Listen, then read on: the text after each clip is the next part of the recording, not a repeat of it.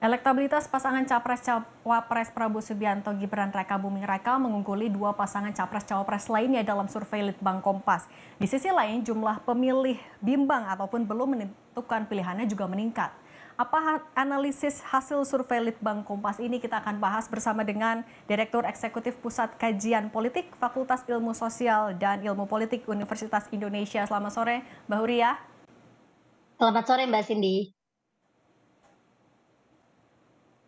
Mbak Uriah, kalau melihat dari hasil surveinya kan paslon nomor urut 02 itu yang paling tinggi, kemudian disusul dari paslon nomor urut 01 Anies Mohaimin, kemudian yang ketiga paslon nomor urut 03.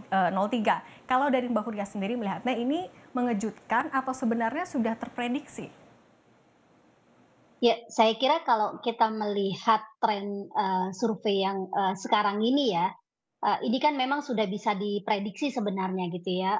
Pasangan nomor urut 2 Prabowo dan Gibran gitu ya, punya kecenderungan terus meningkat gitu ya popularitasnya. Dan ini juga tentu saja menurut saya sangat dipengaruhi oleh strategi kampanyenya yang lebih menekankan pada gimmick-gimmick politik.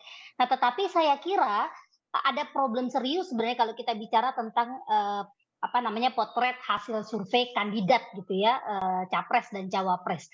Karena potret hasil survei yang muncul gitu ya sejak beberapa bulan belakangan ini sebenarnya sangat khas gitu ya. Dia hanya memotret pada popularitas dan juga elektabilitas calon gitu ya. Dia tidak menyenggol soal apa yang seharusnya ditonjolkan yaitu programatika gitu ya dan juga apa yang sebenarnya menjadi kehendak publik gitu ya. Apa aspirasi publik yang semestinya bisa didengarkan oleh para pasangan calon gitu ya. Nah, persoalan mengenai popularitas dan elektabilitas ini kan juga tidak jelas gitu ya. Berdasarkan apa sebenarnya? Apa yang menjadi dasar misalnya hasil-hasil survei ini memetakan bahwa kandidat A, kandidat B gitu ya, elektabilitasnya tinggi. Elektabilitas itu berdasarkan apa? Karena kalau kita lihat yang terjadi sekarang, itu justru, apa namanya, survei lebih banyak dimaknai dan dimanfaatkan gitu ya, untuk mempengaruhi opini publik dan juga untuk mempengaruhi pemilih yang belum menentukan pilihan gitu ya. Jadi, apa namanya, keinginan para kandidat gitu ya untuk menggunakan berbagai lembaga survei, memotret popularitas dan elektabilitas mereka bukan lagi soal bagaimana mereka memastikan bahwa publik sudah mengetahui apa yang menjadi program-program kampanye mereka, apa yang menjadi aspirasi masyarakat, melainkan untuk mendapatkan efek bandwagon gitu ya, di mana hasil survei ketika dia dipublikasikan diharapkan bisa memberikan efek ikutan agar pemilih yang belum menentukan pilihan gitu ya bisa melihat hasil survei sebagai acuan untuk mereka menentukan pilihan nanti. Saya kira demikian Mbak Cindy. Oke, Mbak Huria kan kalau kita juga melihat ya dari hasil survei Litbang Kompas, jarak elektabilitas dari paslon Prabowo Subianto Gibran Raka Buming Raka dengan Ganjar Pranowo kan juga semakin melebar. Nah, kalau di survei itu disebutkan kalau ada sebagian pemilih PDIP dan pemilih Jokowi di 2019 yang berpindah.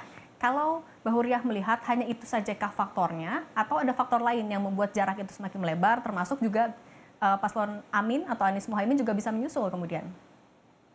Ya, saya kira penyebabnya yang perlu dicek itu adalah justru kenapa kemudian gitu ya jaraknya semakin melebar. Nah, disinilah saya melihat sebenarnya perbedaan strategi yang sangat menonjol di antara pasangan calon. Kalau kita perhatikan saja misalnya ya, pola-pola kampanye yang dilakukan di sosial media itu sangat menekankan pada faktor emosi massa. Kenapa ini bisa, dilakukan gitu ya, karena kan sebenarnya peta pemilihnya sudah relatif jelas gitu ya. Masing-masing paslon punya basis pemilih yang loyal. Ya, PDIP misalnya, basis pemilihnya yang loyal dia pasti akan, mengarah pada, apa namanya, paslon nomor 3 gitu ya. Basisnya Gerindra, kemudian juga Pak Jokowi yang loyal, dia juga pasti akan ke, apa namanya, paslon nomor 2 gitu ya. Demikian juga dengan paslon nomor 1.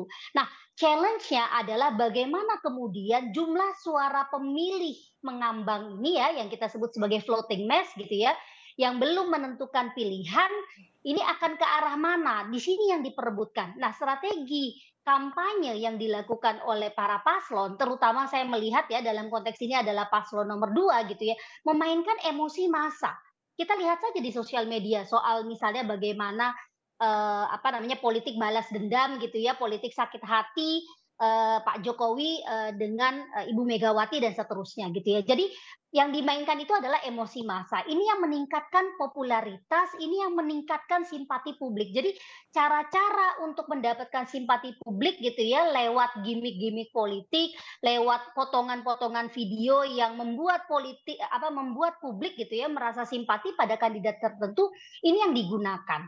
Nah, ketika ini dilakukan secara masif terutama di media sosial, dia akhirnya mampu mempengaruhi apa namanya, perilaku memilih gitu ya, sehingga kita bisa melihat misalnya orang-orang yang terpengaruh pada pola-pola kampanye seperti itu menjadi bersimpati dan akhirnya semakin besar dukungan kepada, paslon nomor 2. Itu yang saya lihat dalam konteks, pertarungan yang semakin ketat antara paslon nomor 2 dengan paslon nomor 3 gitu. Karena basis pemilihnya ini kan di 2019 gitu ya, basis pemilihnya kurang lebih sama. Jadi pertarungannya justru ketat di situ.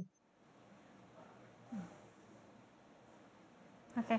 Nah, Mbak kan yang tadi juga disinggung soal pemilih yang masih bimbang. Angkanya kan tinggi ya, 28,7% naik malah kalau dari survei terakhir. Nah, ini sebenarnya kenapa bisa naik tajam padahal kan survei dilakukan sebenarnya setelah masa kampanye dimulai. Apa alasannya kira-kira? Kembali lagi ya, saya kira, begini, yang dilakukan oleh, apa namanya, lembaga-lembaga survei gitu ya, ini kan adalah memotret perubahan tren perilaku memilih gitu ya, potensi, pemilih gitu ya untuk, apa namanya, menilai dan juga memilih calon-calon yang akan mereka, pilih gitu ya, berdasarkan pada persepsi mereka mengenai popularitas dan juga elektabilitas calon-calon tersebut. Nah, jumlah suara yang mengambang ini kan kalau kita petakan sebenarnya, ada 3 ya. Yang pertama adalah para pemilih yang memang merupakan pemilih kritis yang belum menentukan pilihannya dan ingin melihat gitu ya bagaimana misalnya nanti ya di dalam debat, antar paslon gitu ya, masing-masing, paslon ini bisa beradu argumen. Itu yang pertama. Yang kedua, saya juga melihat apa namanya, para pemilih yang belum menentukan, pilihannya adalah mereka yang tidak punya afiliasi politik tertentu gitu ya pada, partai-partai yang ada atau kandidat-kandidat yang ada. Nah, mereka yang mudah sekali sebenarnya berubah pilihannya gitu ya. Dan, ketika perubahan pilihan ini dipengaruhi oleh masifnya informasi yang mereka terima dari media sosial, kemudian iklan-iklan konvensional gitu ya, di media konvensional termasuk spanduk yang bertebaran dan lain sebagainya, saya kira pangsa pangsa terbesarnya ini adalah di para pemilih yang, belum menentukan pilihan karena mereka, tidak punya informasi yang cukup gitu ya mengenai, calon-calon yang ada. Dan sejauh ini memang kalau kita lihat ya sekilas, kampanye yang dilakukan oleh paslon nomor 2 itu amat sangat masif, yang ini juga memang didukung oleh kekuatan, partai politik yang banyak gitu ya di belakangnya. Kita bisa lihat misalnya, spanduk-spanduk dengan gaya kampanye baru gitu ya, kemudian juga, politik, apa namanya, joget gitu ya yang masif di media sosial dan lain sebagainya. Saya kira ini yang, menjadi faktor penting gitu ya, strategi paslon nomor 2 untuk menyentuh emosi massa, untuk menyentuh rasa gitu ya, dari masyarakat ketimbang misalnya, menekankan pada kampanye programatik untuk mendapatkan simpati dari pemilih kritis yang jumlahnya sebenarnya tidak terlalu banyak gitu di Indonesia. Oke. Nah, Demikian Mbak Cindy ya. sebelum pencoblosan 2 bulan lagi, apa yang bisa dilakukan masing-masing paslon kurang lebih untuk menarik, menggaet si 28,7% ini, terutama misalnya tadi salah satunya adalah yang kelompok kritis, Mbak?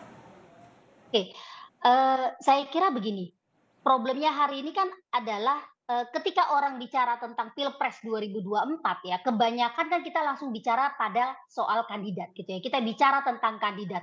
Ini menurut saya adalah masalah serius. Bagaimana peta kandidat dari sudut pandang ideologi, sudut pandang program, ini kan cenderung random, cenderung pragmatis. PR penting kita hari ini yang seharusnya juga kita tanyakan gitu ya kepada para kandidat adalah bagaimana kita bisa mendorong agar pemilu 2024 melalui kampanye pemilu di 2024 ini kita bisa mendapatkan gambaran seperti apa pijakan ideologis dan kerangka programatik yang bisa ditawarkan oleh para kandidat untuk Indonesia ke depan gitu ya. Jadi bahwa misalnya praktik kampanye kita senantiasa diisi oleh hiburan, iya, saya kira itu praktek yang sudah sangat sering terjadi gitu ya. Dari dulu pun juga kayak gitu. Tetapi ketika kemudian politik hiburan ini menjadi apa namanya, strategi utama yang digunakan untuk Oke. mendapatkan Mbak Huria, simpati dan dukungan masyarakat, ini jadi problem saya kira buat demokrasi kita. Mbak Huria, mohon maaf Ya, harus kami potong sebentar. Kita akan masuk ke program Breaking News.